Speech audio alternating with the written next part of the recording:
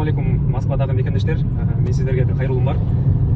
Бул балдар жөнүндө. Кимдин балдары Москвада окуп, же Москвага жаңы келип, же Москвада жаңы жүрүп, Кыргызстанга барып кайра келген болсо, ошолорго кайрылуу. Мен жаңы эле МВДдан чыктым. 2 балам бар. Экөөтөң школага барат Москвада. Ошолорго печать койдуруп чыктым, жаңы эле продление кылып. Анан ошол маалымат жөнүндө сиздерге бөлүшпөйүн дедим. Кандай документтер керек? Кайсы документтер менен балдарга печать бастырсак болот?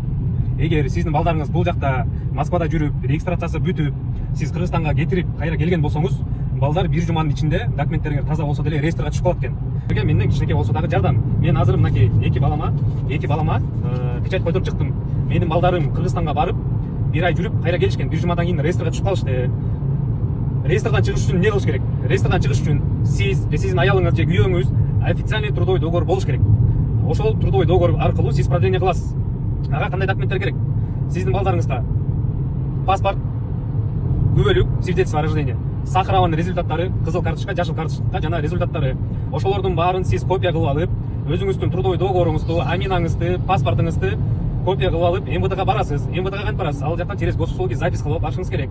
Запись менен барасыз, коркпой эле коюңуз, балдарыңыз реестрде болсо, алар эч нерсе кылбайт. Кирип барып эле айтасыз: "Уважаемый капитан же там Дмитрий Петрович, биздин балдарыбыз реестрге түшүп калды. Биздин полный документтерибиз бар. Жаңы эле алар Кыргызстандан либо границадан чыгып келишти. Сахарованы бүтүрүп келдик." Дейсиз дагы, алар сизге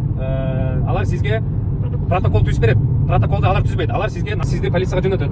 Ошол жерден справка берет. Сизге МВД полицияга бар дейт. Ал полицияда несовершеннолетнийлер менен иштеген жери болот экен, кабинет болот экен. Жаш балдар менен иштөө деген. Ошол жерге барасыз, сизге протокол түзүп берет. Сиздин балдарыңыз кимдин фамилиясына, апасынымы же атасына же апасына экөөнүн бирөөсүнө протокол түзөт. Ошол протоколду сиз алып копиядан чыгарып, либо сүрөткө тартып алып, ал ошол протоколду дагы жана балаңыздын документине прикреплять этип, копиядан чыгарып алып, МВДга барасыз. МВДга барып, еще сиз унутпаңыз, госпошлина төлөйсүз. 1000 рубль болуп калыптыр. Мурун 500 рубль болчу, азыр 1000 рубль болуп калыптыр. Аны госуслугиден төлөйсүз. Ошондо чегин распечатка кылып алып, баардык документтерди топтоп алып, МВДга барасыз. Мынакей протоколду алып келдим, баарын топтодум деп бересиз. Анан МВД текшерет дагы, ошол жерден сизге реестрден чыгарат дагы. Анан сиздин продление срогуңуз канчага чейин болчу? Может 2027 апрелге чейинби, майга чейин болсо, ошо атасынын же апасынын продлениясына карап туруп, анан МВД печать басат. Ошентип сиздин балаңыз реестрден чыгат. Жакшы түшүндүрө алдым окшойт. Дагы түшүнбөгөндөр болсо, мага кайрыла бериңиздер. Андан кийин эмки бөлүктө болсо, Сахаровага кандай документтер керек? Сахаровага кантип барыш керек, кантип өтүш керек? Ошону кийинки видео айтып берем. Кимде ушундай көйгөй болсо, балдарын реестрден чыгара албай жүрсө, ушул видео менен бөлүшүп коюңуздар. Пайдабыз тийип калсын.